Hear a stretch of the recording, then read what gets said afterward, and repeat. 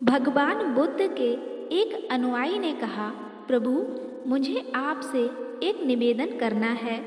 बुद्ध ने कहा, बताओ क्या कहना है। तो अनुयायी कहने लगा, मेरे वस्त्र पुराने हो चुके हैं, अब यह पहनने लायक नहीं रहे, कृपया मुझे नए वस्त्र देने का कष्ट करें। बुद्ध ने अनुयायी के वस्त्र देखे, वे सचमुच बिल्कुल जीर्ण हो चुके थे और जगह जगह से घिस चुके थे। इसलिए उन्होंने एक अन्य अनुयायी को नए वस्त्र देने का आदेश दे दिया। कुछ दिनों बाद बुद्ध अनुयायी के घर पहुँचे और बुद्ध ने पूछा, क्या तुम अपने नए वस्त्रों में आराम से हो? तुम्हें और कुछ तो नहीं चाहिए?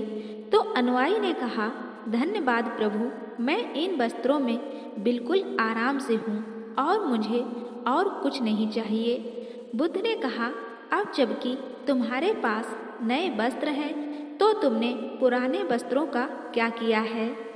तो अनुयायी ने कहा, मैं अब उसे ओढ़ने के लिए प्रयोग कर रहा हूँ। तो बुद्ध ने कहा, तो तुमने अपनी पुरानी ओढ़नी का क्या किया?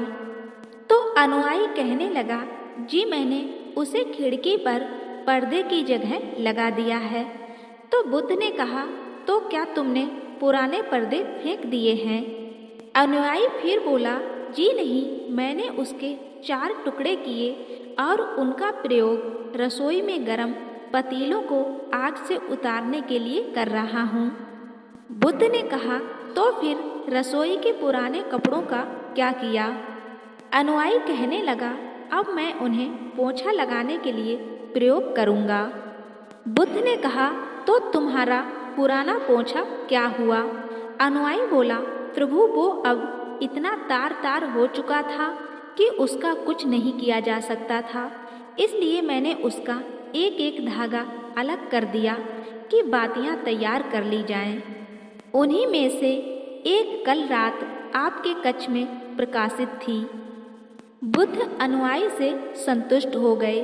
वो प्रसन्न थे कि उनका शिष्य वस्तुओं को बर्बाद नहीं करता और उसमें समझ है कि उनका उपयोग किस तरह से किया जा सकता है। मित्रों, आज जब प्राकृतिक साधन दिन प्रतिदिन कम होते जा रहे हैं, ऐसे में हमें भी कोशिश करनी चाहिए कि चीज़ों को बर्बाद ना करें और अपने छोटे छोटे प्रयत्नों से इस धरा को सुरक्षित बनाकर रखें।